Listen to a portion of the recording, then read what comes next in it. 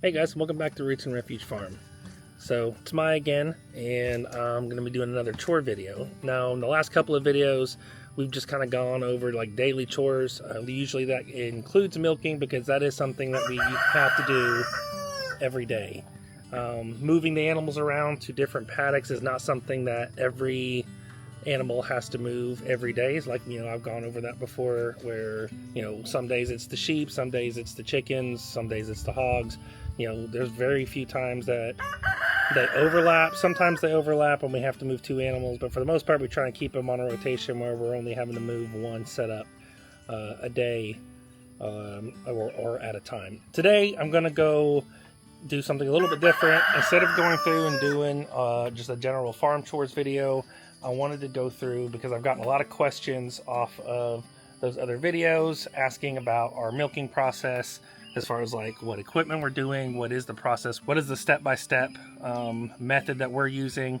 And so I decided today that I'm going to just do as in-depth as I can, step-by-step. Here's how we get our milking process done. So to start, I always start with getting my cup of Beulah coffee in the morning.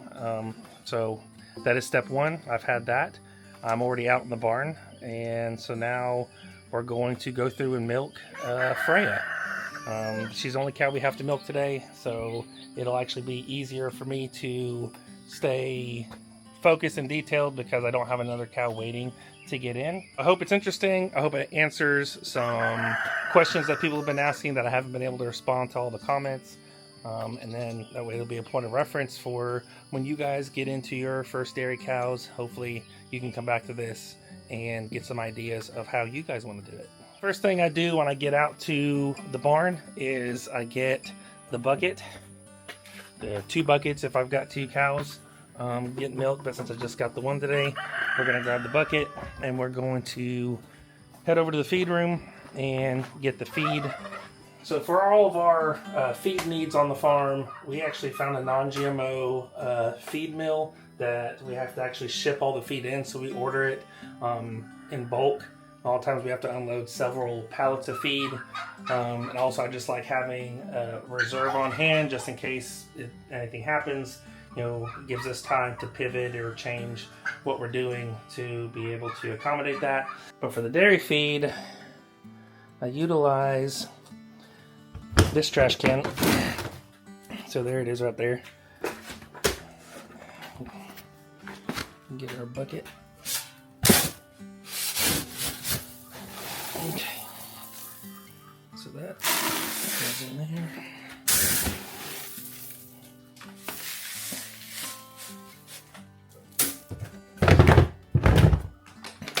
Alright, that's 1 cow's worth of morning feed. This is approximately 10 pounds of feed.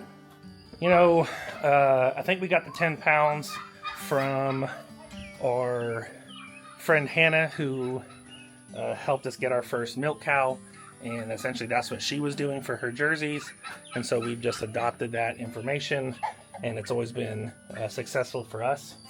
So each cow that is in milk gets 10 pounds per feeding. So if we're milking them twice a day, they're getting 10 pounds when they're milked. But even if they're not getting milked twice a day, we'll still come out and feed them 10 pounds in the evening.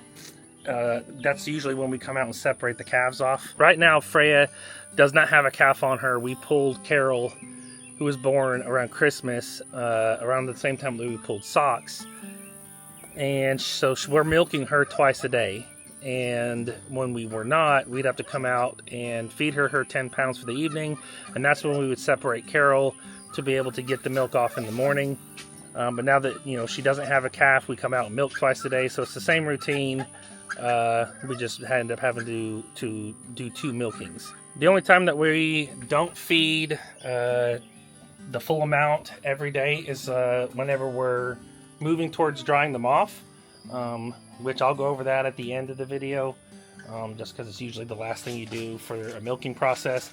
And the other time that they're not getting the full 20 pounds a day is right after they calve.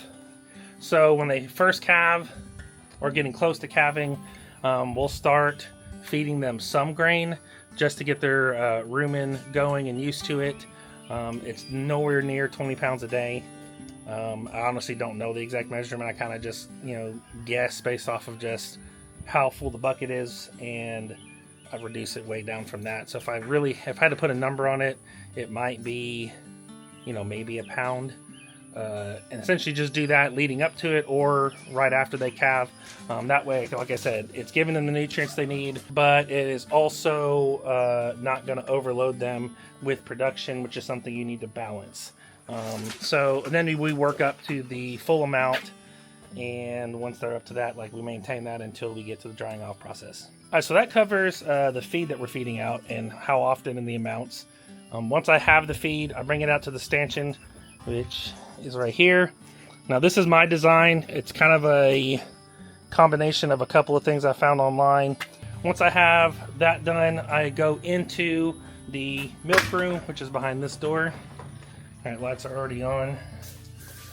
Once I get in here, I'm going to turn on the hot water, get it heating up. Now, I don't actually have to do this for very long because we actually run this off of a tankless, one of the smallest Ream, R-H-E-E-M, tankless water heaters. But whenever we were milking previously to the stanchion and having the barn and the milk room set up, we would have to bring hot water out with us from the house. That's to wash our teats, but then also we would have to take all the milking stuff back into the house and wash it in there. We had to keep all the milk jars in there. And it was just taking up a ton of space, so that kind of is what birthed this whole idea for the milk room. So we've got everything out here we need to milk. Nothing has to go to the house except for the milk that I'm currently using. And so we've got jar storage back here. We've got the fridge freezer, which helps keep get the milk cold and then keeps it stored for future use. Endless amounts of hot water, stainless steel stuff that doesn't promote bacteria growth. And we've got a dishwasher, which again obviously helps us sterilize and reset jars for future use. The milking machine itself doesn't actually fit into the dishwasher, so when probably about once a week, I soak all the parts disassembled in hot soapy water for the whole day. So if I come out in the morning and milk, I will disassemble everything, put it in hot soapy water, and when I come back out for the evening part, I will reassemble it all, make sure it's all good to go. That is what I would call the deep clean.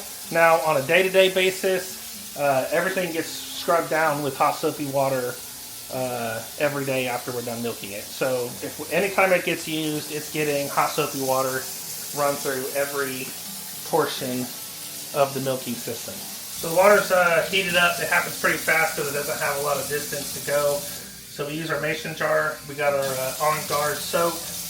Little squirt in there. Nice and hot and soapy. Alright, we got one cloth because we got one cow. Alright, so the other thing I do before I head out is I set up the strainer. Alright, so here's the strainer.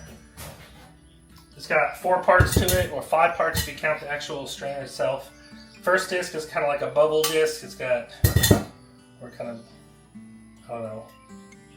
looks like water hanging on the bottom of something. That's probably not a great explanation, but it's the best I can do.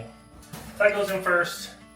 Then you got a screen, almost like a big particle screen, and then it's got another metal plate that goes on top. Cloth filter goes underneath that and sits on top of the first one you put in. Last part's going to be this little tension ring. It goes in and it pushes the edges of the cloth filter up against the walls. It just keeps anything from getting past. So the milk goes through here, comes out through there. That's the plate. Alright, then let's see, I need to get the milking machine together. That's what we got the ring in there. Okay. Before I step out and let Freya in, let's go over the milking machine that we decided to use, and that I'm glad we did because we really like it. I've used 3 different kinds of milking machines, and this is by far our favorite. It's called the Surge Belly Milker. It's called a belly milker because there's a belt that hangs on the cow, and this handle hangs from that right underneath her belly. This hooks up to the pulsator, and then the pulsator has a hose that runs back to the vacuum pump.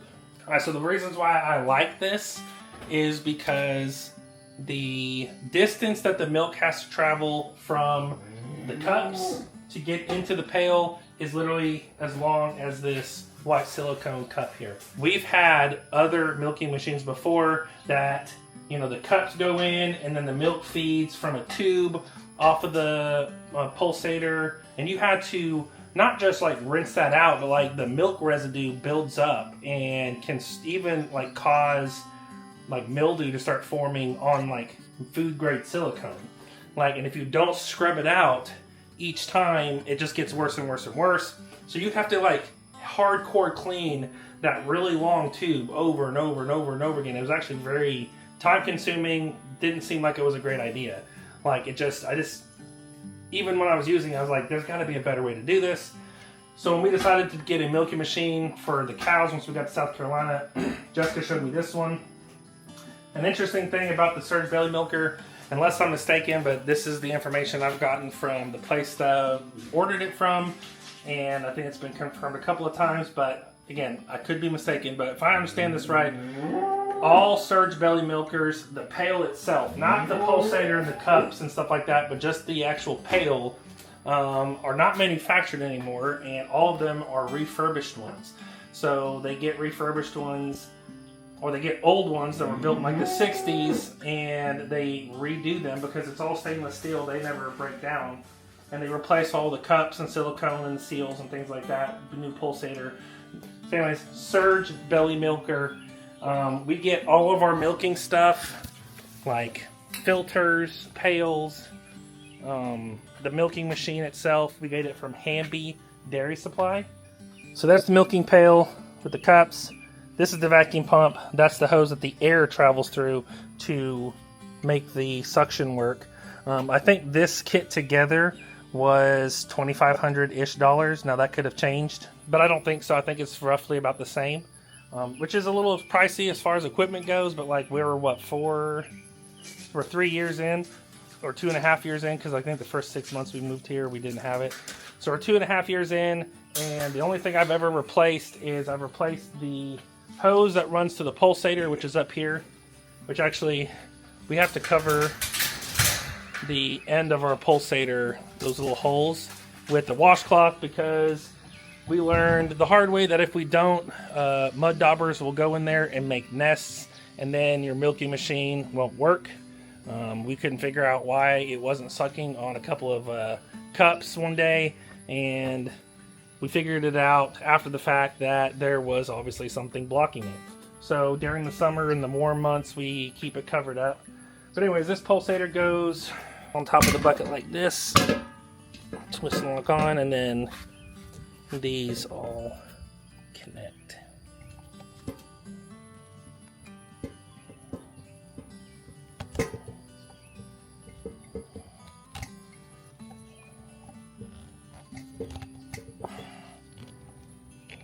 I didn't finish my thought about as far as what I've replaced. The air hose of the pulsator, at some point gets kind of gross, and I've got a way of cleaning it out using like some string and like pieces of like old washcloth, and you pull it through, kind of cleans it. But at some point I ended up replacing it because it just got too gross. And I've replaced the cups themselves, I think once, because even with scrubbing with hot soapy water, every time you use it, the milk and whatever's in it ends up breaking down part of the silicone, and then like little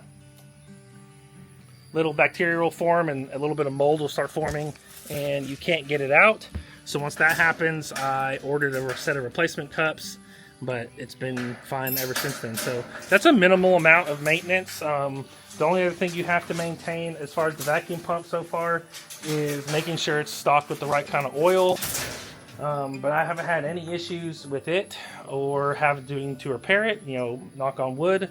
Hopefully that stays the same. But I mean, obviously at some point I'm probably going to have to do some kind of like bigger repairs on the vacuum pump. So I've got these little biting flies biting me all over my shoulders and stuff.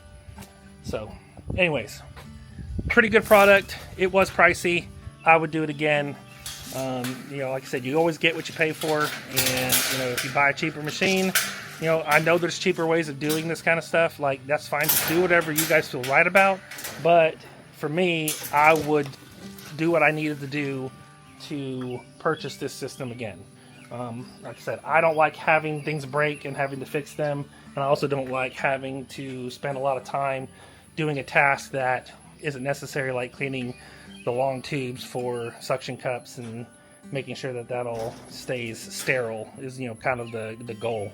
So anyways, that's the equipment. It's everything we need to get milking. Obviously this process goes a lot faster whenever I'm not explaining everything. But Freya's very much wanting to get milked right now. So I'm going to set the camera up and bring her in. And we'll get her milked out and I'll explain how all that works. Hey girl, you ready? Huh? Yeah, you pushing on the gate, you're ready to go? Alright.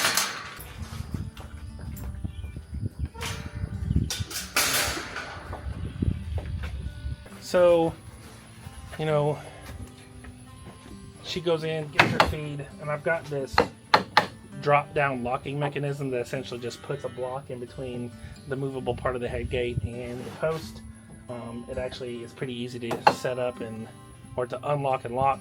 I'm actually going to be modifying Jessica's goat stanchion to have a very similar locking system, because the one that I put on there requires you to put a pin through it, and if the holes don't line up, it becomes a little difficult. This would actually, I should have just done this from the beginning. I don't know why I did it. Anyways, she's locked in, so now we're going to put our kick bar on, which is the cow can't kick bar. It's a very questionable marketing. It's literally with K's, KKK. So, yeah, that's that. But I will say this, as far as a product goes, this to me is a must-have. It keeps her from being able to lift her back legs and kick at us while we're working. You know, I think probably she would not necessarily kick us a lot or try to, but it's not worth the risk for me. I don't want to have to be worried about it. This doesn't hurt her, and it doesn't put any kind of pain on her. It just kind of puts a little bit of pressure on the nerves in her back legs around her udder that just keep her from being able to quickly lift her leg up. So we're going to put this on.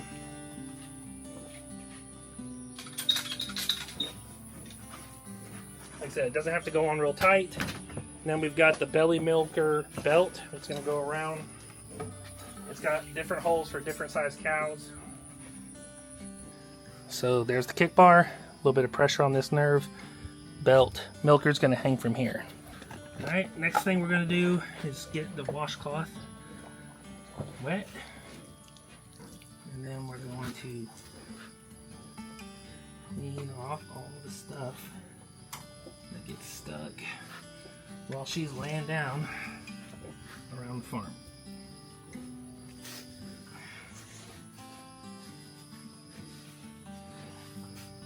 Okay.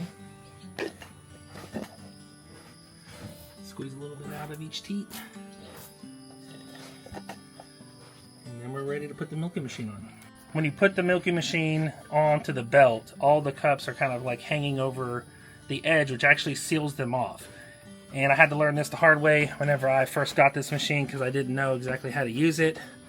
But you don't just turn multiple cups up towards the udder at a time, because it will lose too much air pressure, and then once it loses suction, the lid falls off.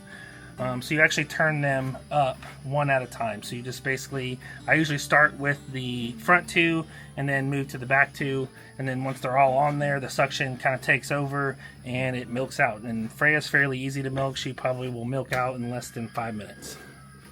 I stepped away for a second because I wanted to mention, in case you guys do get this system, one step that they didn't really explain well when I got it, I had to kind of figure it out, is when you first turn on your vacuum pump, you push down on the top of the lid, which actually seals the lid onto the bucket and then starts the suction process.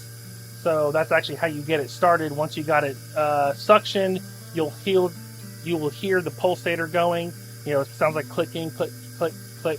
Once that's going, you take it over to the belt system, put it on the belt system, and then turn your cups up to the udder to start getting the milk out.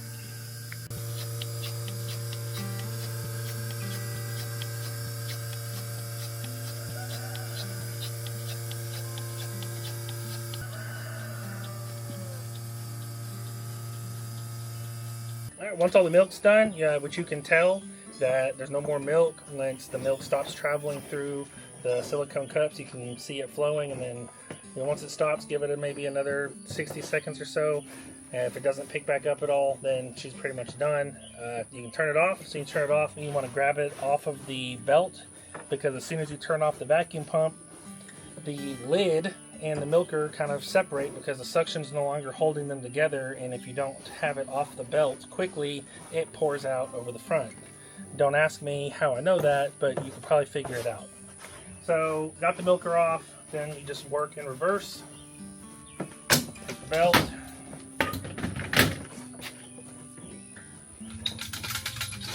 The kick bar. And see, she's almost done eating. Kind of just depends. Like, she's eating pretty fast today. Sometimes she's got a lot longer before she finishes. Since she doesn't have much to finish right now, I'm actually just going to wait here until she does. And then I'm going to let her out before I go and process the milk and start cleaning the machine. If she's got a lot of food left and I've got time, I'll go ahead and take the milker into the milking room while she's finishing, and go ahead and start pouring the milk, get it through the strainer, get it into jars, get lids on the jars, and I'll just keep an eye on like where she's at in her feed. Because if you don't let them out soon after they're done eating, what ends up happening is they start using the bathroom in the stanchion, which is not fun for anybody. It's not fun for me. It's definitely not fun for her. It's not fun for the milk. There's really just nothing good about that. And essentially what is happening is that when they eat this grain, it essentially starts, look, she's done now, so I'm actually going to go ahead and get her out, because I do not need another one of those situations. Come on, girl. Come on. Hey, you're done. Let's go. Okay, now she doesn't want to go. Come on. There's no more feed in there. Back it up. Come on, all the way. Let's go. Freya, come on. What are you doing? Go. Go out. Go. Okay, that was weird. Normally, maybe it's because I'm holding this camera. I don't really know. Normally, I just open the head gate. She backs up, turns, and heads straight out the gate. This time, she didn't want to move. So I had to be a little bit more firm with her. Now it's time to process the milk, clean everything, and reset for this evening. First thing you have to do is pull off the connection hoses to the pulsator. Pulsator goes back in its spot right here. And then a washcloth lays over the top of it, keep it from getting any more mud daubers. Then, that's a lot of milk today. The milk goes in here.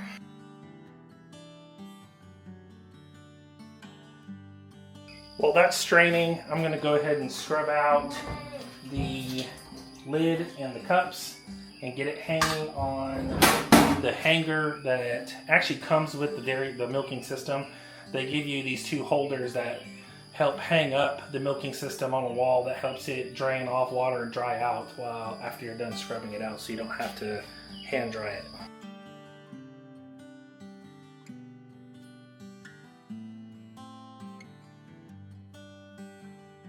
Okay,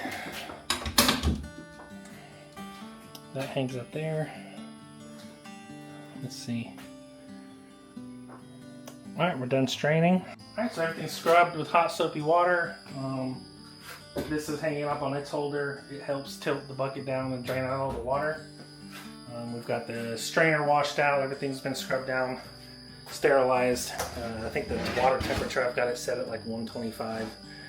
Which is about as hot as I can stand with my hands. Alright, now we need to pour the strained milk into jars. Based off of how filled this pail is, my guess is it's probably 3 to 3.5 gallons. So we're going to get the jars from the shelf.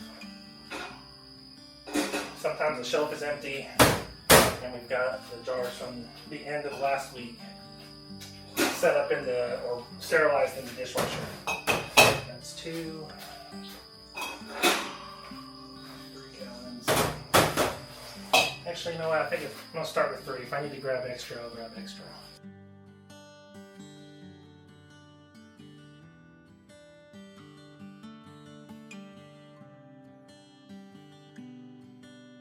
I was pretty accurate. It was 3 1/4 gallons because it was half of a half. So there's the 3 gallons. That's how much we had left. So not quite 3 1/2, but close. All right, so now we're going to put lids on and mark the date so we know what day it was milked.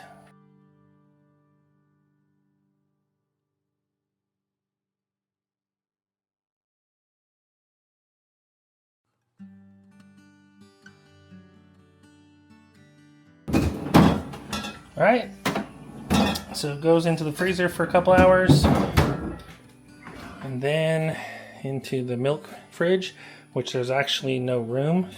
There is no room because, you know, it's after the weekend and we kind of save up the milk over the weekend, and then, you know, we'll pull cream on it and free up fridge space usually today. So, you know, one of the things that I did do in this whole milk setup is I ran a spigot for water right here underneath where the kick bar goes, and I've got a hose attached to it with a spray nozzle. That's been super useful for obviously a couple of reasons. One, sometimes the cows, you know, will go and lay down in mud after it's rained. Honestly, they don't care if they lay down in their own feces and things like that. So doesn't happen often, but when it does happen and they come in to get milked and they've just got their udder caked with stuff, you know, one washcloth with hot water isn't going to cut it. So what we do is we'll spray them down with the water hose first. So that's one use. The second use is to clean up the milking area. You know, there's feed that's spilled, there's poop that's tracked in from their feet, there's stuff tracked in from our feet. There's birds that come and poop out here. So having water access has been pretty important to be able to just keep a clean work environment.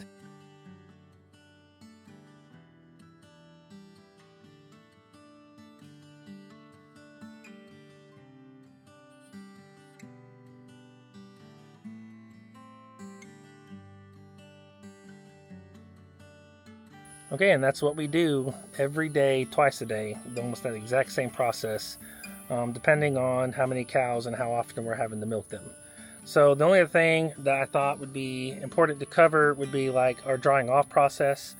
What we start doing is we start cutting feed first. That's the first thing you do. So for the first week, instead of 10 pounds of feeding, we go down to 5 pounds of feeding, and we just run that for a week, which what that does is it starts reducing the amount of overall production that she's producing, and it starts to bring that down. All right, that's what cutting feed does. So then after the first week of cutting feed down to 5 pounds of feeding, we cut it again into 2.5 pounds of feeding, and then we start skipping one milking. So for the second week, we'll milk in the morning, she'll get 2.5 pounds, and then she'll get 2.5 pounds in the evening, but then we don't milk in the evening. And we just maintain that for another week. And then we'll cut feed again to basically around a pound or less.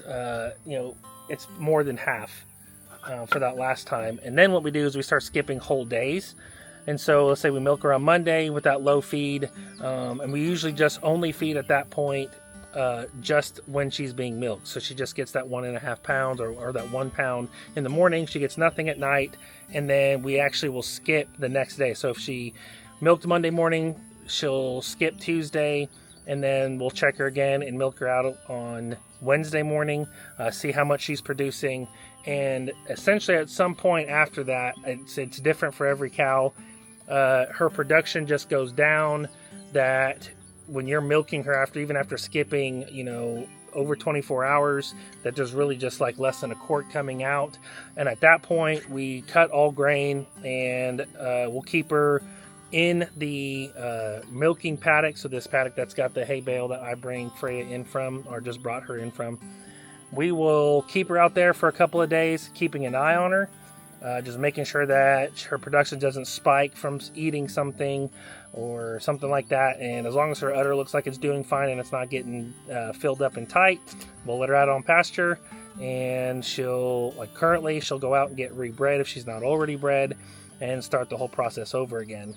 So it's about a 2.5 to 3 week process to start drying off your cow. At least that's how our process worked. Now, in doing that process, I've never had a cow get sick, get mastitis, or anything like that. We've never had any problems doing it that way. So I don't try and fix things that aren't broken. And so that's how we're just going to do it. And then, like I said, it works really well. It's also information that I got from Hannah, who helped us get into the milk cows in the first place. So there you go. I can't think of anything else that would be important as far as like our process. But like I said, I hope it was helpful. I hope that it's something that y'all can come back and reference when you guys get into milking cows. Obviously, you don't have to do it exactly our way.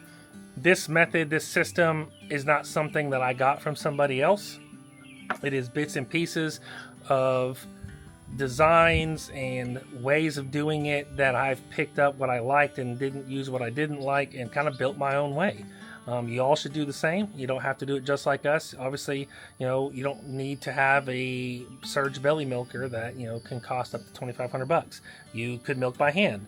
You could get a different kind of milker that's a little bit more affordable. I'm sure it'll be effective. What you're going to be trading, though, is the amount of time you have free to do other stuff. So, for me, it was about efficiency and having enough time to go do the other chores and do the other stuff.